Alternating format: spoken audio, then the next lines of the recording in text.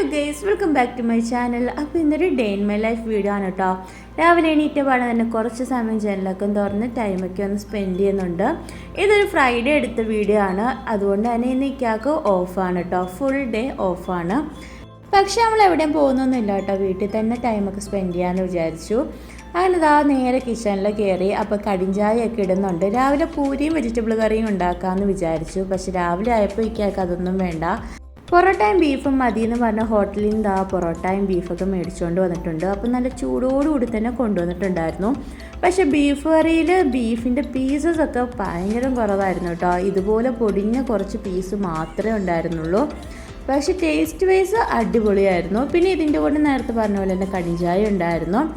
പിന്നെ വാവ എണീറ്റിട്ടുണ്ടായിരുന്നു. കറക്റ്റ് നമ്മൾ കഴിക്കുന്ന സമയമായപ്പോഴാണ് കേട്ടോ ആളെണീറ്റത്. വാവയ്ക്ക് ഞാൻ പാലാടയാണ് കേട്ടോ ഉണ്ടാക്കി കൊടുത്തത്. പിന്നെ അതിന് ശേഷം ഉച്ചക്കത്തേക്കുള്ള പണിക്ക് ഇറങ്ങി. അങ്ങനെ ആദ്യം തന്നെ കുക്കറിൽ നമ്മൾ ചോറ് വെക്കുന്നുണ്ട്. അതുപോലെ തന്നെ ഇന്ന് രാവിലത്തെ ബ്രേക്ക്ഫാസ്റ്റൊക്കെ നല്ല വൈകിയാണ് കേട്ടോ കഴിച്ചത്. 10 മണിയൊക്കെ ആയപ്പോഴാണ് കഴിച്ചത്. അതുകൊണ്ട് തന്നെ ഉച്ചക്കത്തേക്ക് ഫുഡൊക്കെ പതിയെ മതിയായിരുന്നു. അതുകൊണ്ട് തന്നെ ലേറ്റ് ആയിട്ടാണ് കേട്ടോ നമ്മൾ കിച്ചണിൽ കയറിയത്. അങ്ങനെ ചോറൊക്കെ കുക്കറിൽ വെച്ചതിന് ശേഷം ചിക്കൻ കറി വെക്കാമെന്ന് വിചാരിച്ചു. അപ്പോൾ നോർമലായിട്ട് നമ്മളുണ്ടാക്കും ചിക്കൻ കറിയാണ്. ജസ്റ്റ് ഇഞ്ചി വെളുത്തുള്ളിയൊക്കെ ഒന്ന് ഓയിലിൽ വഴറ്റിയതിന് ശേഷം നമ്മൾ സവോളയൊക്കെ ഒന്ന് കട്ട് ചെയ്ത് ചേർത്ത് കൊടുത്തിട്ടുണ്ട്. എരിവ് അധികം വേണ്ടാത്തതുകൊണ്ട് തന്നെ ഒരു പച്ചമുളക് മാത്രമേ ചേർത്ത് കൊടുത്തിട്ടുള്ളൂ. ഇനി എല്ലാം ജസ്റ്റ് വഴറ്റി ഒന്ന് മൂപ്പിച്ചെടുക്കാം. അതുപോലെ ഇന്ന് മുഹറം 10 നോമ്പുള്ള ദിവസമായിരുന്നു. 9ഉം 10ഉം മസ്റ്റായിട്ട് പിടിക്കണമെന്ന് വിചാരിച്ചതാണ് കേട്ടോ. നോമ്പ് 9 പിടിച്ചു, പക്ഷെ 10 പിടിക്കാൻ പറ്റുന്നുണ്ടായിരുന്നില്ല. അതുകൊണ്ട് തന്നെ ചെറിയൊരു സങ്കടവും കാര്യങ്ങളൊക്കെ ആയിരുന്നു.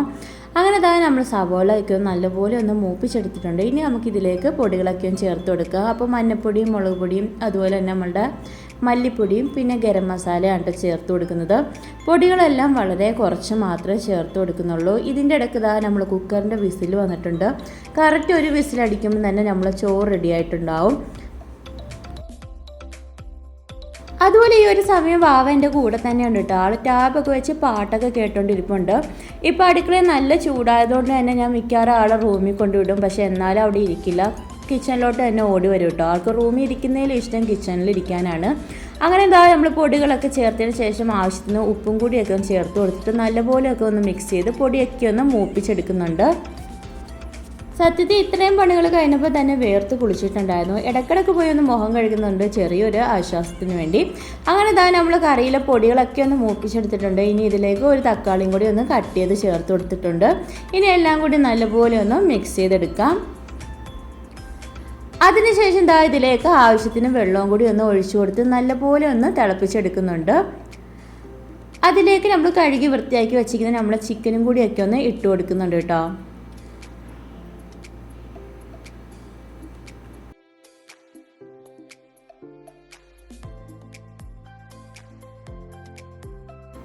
പിന്നെ ഗ്രേവിക്ക് ആവശ്യമുള്ള വെള്ളവും കൂടി ഒന്ന് ഒഴിച്ചതിന് ശേഷം എല്ലാം കൂടി നല്ലപോലെ ഒന്ന് മിക്സ് ചെയ്തെടുക്കുന്നുണ്ട്. ആകെപ്പാടെ 3-4 കറിവേപ്പില ഉണ്ടായിരുന്നുള്ളൂ. അതങ്ങ് കട്ട് ചെയ്ത് ചേർത്തതിന് ശേഷം അടച്ച് വെച്ചൊന്ന് വേവിക്കുന്നുണ്ട്. അപ്പോൾ ഒരു 5-6 വിസിലൊക്കെ അടുപ്പിക്കുന്നുണ്ട് കേട്ടോ ഞാൻ ഇവിടെ. അതിനുശേഷം ഐസുവിന് വേണ്ടി മെയിനായിട്ട് ക്യാരറ്റ് ഒന്ന് മെഴുക്കിടാന്ന് വെച്ചു. അങ്ങനെ കുറച്ച് കൂടുതൽ ക്യാരറ്റ് മെഴുക്കിടുന്നുണ്ട് കേട്ടോ, നാളത്തേക്കും കൂടിയാണ്. അങ്ങനെ നമ്മൾ വെളിച്ചെണ്ണയൊക്കെ ഒഴിച്ച് കടുകൊക്കെ ഒന്ന് പൊട്ടിക്കുന്നുണ്ട്. അതിനുശേഷം ചോപ്പിലിട്ട് നമ്മൾ ക്യാരറ്റൊക്കെ ചോപ്പ് ചെയ്ത് വെച്ചിട്ടുണ്ടായിരുന്നു, അതും കൂടിയൊക്കെ ഒന്ന് ഇട്ട് കൊടുക്കുന്നുണ്ട്. കഴിഞ്ഞ തവണ ക്യാരറ്റ് മെഴുക്കിട്ട സമയത്ത് മൊത്തത്തിൽ കരിഞ്ഞു പോയിട്ടുണ്ടായിരുന്നു. അതുകൊണ്ട് തന്നെ ഇത്തവണ ലോ ഫ്ലെയിമിലിട്ടാണ് കേട്ടോ നമ്മൾ മെഴുക്കിടുന്നത്. പിന്നെ ഇതിലേക്ക് ആവശ്യത്തിന് ഉപ്പും കൂടി ചേർത്തതിന് ശേഷം എല്ലാം കൂടി നല്ലപോലെ ഒന്ന് മിക്സ് ചെയ്തതിന് ശേഷം അടച്ച് വെച്ച് വേവിക്കുകയാണ് കേട്ടോ.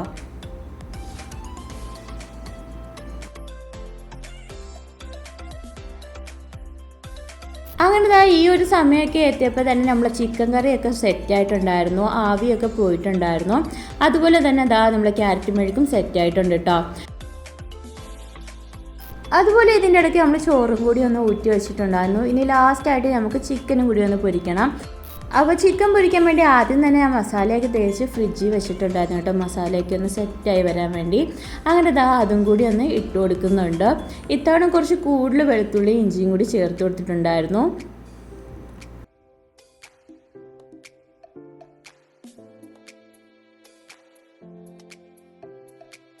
അങ്ങനെ പതിവ് പോലെ അടച്ചു വെച്ചാണ് കേട്ടോ നമ്മൾ ചിക്കനൊക്കെ ഒന്ന് ഫ്രൈ ചെയ്തെടുക്കുന്നത്.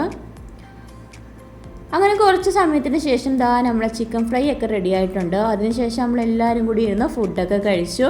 പിന്നെ ഒരു ഈവനിങ് ടൈമൊക്കെ ആയപ്പോൾ ഞാൻ വിചാരിച്ചു ഒരു ജ്യൂസ് അടിക്കാമെന്ന്. ചൂടിന് ജ്യൂസ് കുടിക്കുമ്പോൾ ഒരു ആശ്വാസമാണല്ലോ.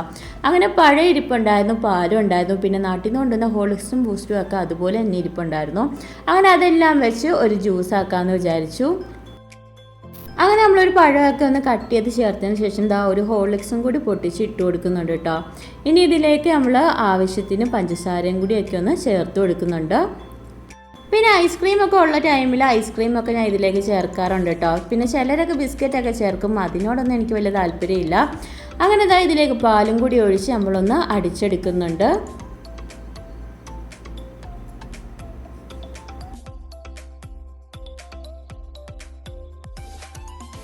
അങ്ങനെ നമ്മളെ ജ്യൂസ് ഇവിടെ റെഡി ആയിട്ടുണ്ട്. മുകളിലായിട്ട് കുറച്ച് ബൂസ്റ്റും കൂടി ഇട്ട് കൊടുത്തിട്ടുണ്ട്.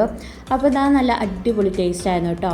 അതിനെല്ലാം ശേഷം രാത്രി ഒരു 9 മണിയൊക്കെ ആയപ്പോൾ എനിക്ക് ഡ്യൂട്ടി കഴിഞ്ഞ് വന്നിട്ടുണ്ടായിരുന്നു. ആ ഒരു സമയം ഇതുപോലെ ഉള്ളിവട, സുഗിയൻ, അതുപോലെ പരിപ്പ് വട, പിന്നെ നെയ്പത്തിരി, അപ്പോൾ ഈ ഐറ്റംസ് ഒക്കെ നമ്മൾ തൊട്ടടുത്തുള്ള കടയിൽ നിന്ന് ഫ്രീ ആയിട്ട് കൊടുത്തതാണ് കേട്ടോ. എനിക്ക് തോന്നുന്നു മുഹറം 10-ൻ്റെ ആണെന്ന് തോന്നുന്നു.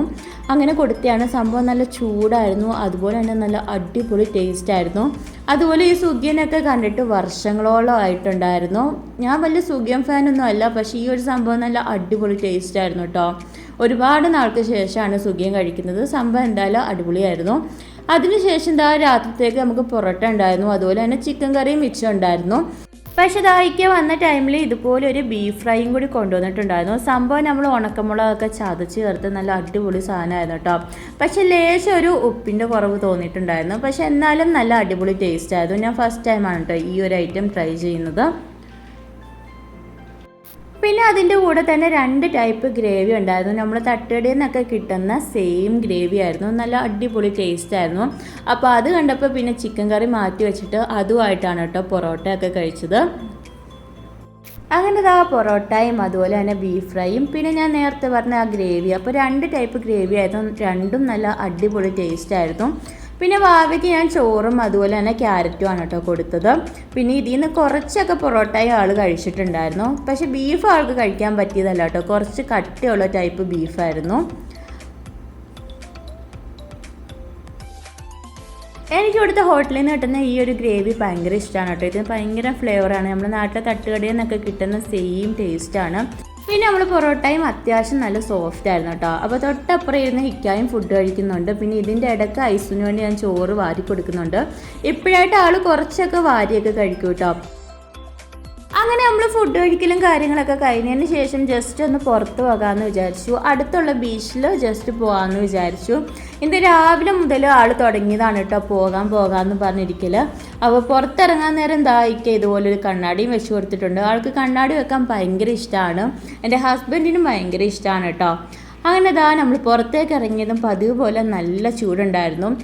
അതുപോലെ ഇത് നമ്മൾ ഫ്രണ്ടിലത്തെ കടയാണ് കേട്ടോ. നല്ല അടിപൊളി ഗൗണും കാര്യങ്ങളാണ്. കൂടുതലും പാർട്ടി വെയറും ബ്രൈഡലിൻ്റെ ഒക്കെയാണ് കേട്ടോ. പക്ഷെ നല്ല അടിപൊളി റേറ്റാണ്. നമുക്ക് അടുക്കാനേ പറ്റില്ല, പക്ഷെ കണ്ടുകൊണ്ടിരിക്കാൻ നല്ല രസമാണ് കേട്ടോ. അങ്ങനെ നമ്മൾ 3 പേരും കൂടി പോവുകയാണ്. പോകുന്നത് രാത്രി 11 മണിക്കാണ് കേട്ടോ.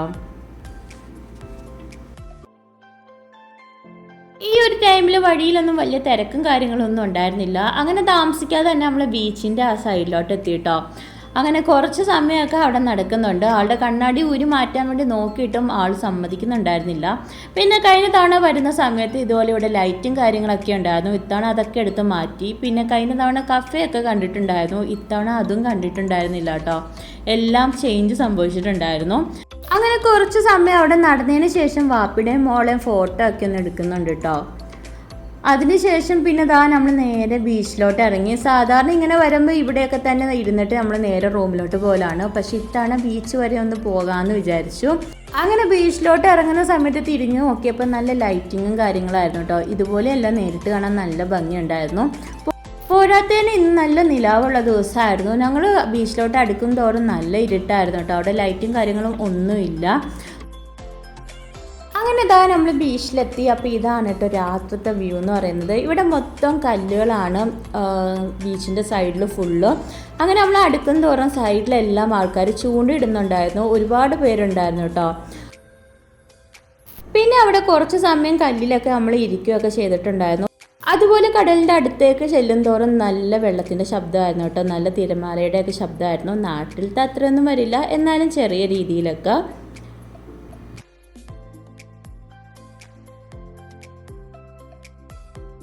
അങ്ങനെ ഞങ്ങൾ രണ്ടുപേരും അവിടെ ഇരുന്നിട്ടും വാവ അവിടെ ഇരിക്കുന്നുണ്ടായിരുന്നില്ല, ഭയങ്കര അലമ്പായിരുന്നു. അങ്ങനെ നമ്മൾ കുറച്ച് സമയം അവിടെ ടൈം സ്പെൻഡ് ചെയ്തതിന് ശേഷം നമ്മൾ നേരെ വീട്ടിലോട്ട് വിട്ടു കേട്ടോ. ആദ്യം ആൾ ഭയങ്കര കരച്ചിലായിരുന്നു, പിന്നെ നമ്മൾ സമാധാനിപ്പിച്ചു, പിന്നെ നല്ല അടിപൊളിയായിട്ട് ചിരിച്ചും കളിച്ചൊക്കെയാണ് കേട്ടോ നമ്മൾ റൂമിലെത്തിയത്. അതുപോലെ തന്നെ ഇന്നത്തെ വീഡിയോ വിശേഷങ്ങളും ഒക്കെ അത്രയൊക്കെ ഉള്ളൂ കേട്ടോ.